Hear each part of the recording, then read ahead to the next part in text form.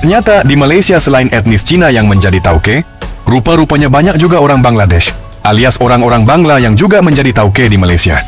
Karakter malas orang-orang Melayu Malaysia hanya membuat mereka semakin terpuruk dan tenggelam di tanah mereka sendiri. Kasihan orang Melayu Malaysia.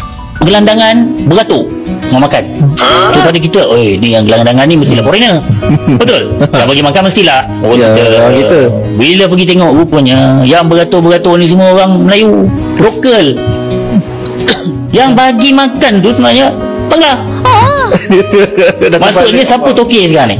Siapa toke? Ini realiti yang berlaku. Tak payah pergi jauh, di Kuala Lumpur saja. Yang bagi makan gelandangan ini ialah Bangladesh. Pasal apa? Dia yang menjaga. Dia lagi toke. Dia pula yang bagi kepada. Jadi boleh fikir-fikir benda ni kena fikir-fikirkan. Lagi satu, kalau setakat nak kata susah sangat, kita orang biasa ni, kita pergi kat, macam saya kata pasal borong kan, kita boleh nampak foreigner yang makan. Takkan pun kasi tak nampak. Itulah saya nak tanya Pres lah. Macam korang sendiri sebagai dewan kan, ada akses kepada penguasa sebab korang pergi sebagai dewan. Tak pernah berjumpa ke dengan balai daerah ke Dewan Bandaraya macam-macam dah kita pergi. Tetapi macam itulah, jadi sesuatu perlu dilakukan.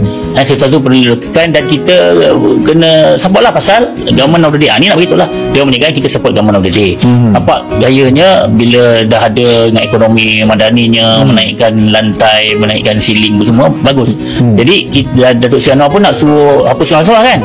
Jadi pada saya kat bawah ni, penguasa kita kena tengok betul-betul ni. Kerana kalau benda ni tidak dibenteras, habislah. Habis. Obviously kadang kita tengok macam tak terbendung. Kedai-kedai gunting yang foreigner ni tumbuh bagaikan cendawan selepas hujan. Kedai runcit dah tak ada dah. Kedai runcit Pak Abu. Dia guna nama kecil Pak Abu, tapi kat dalam tu bukan Pak Abu.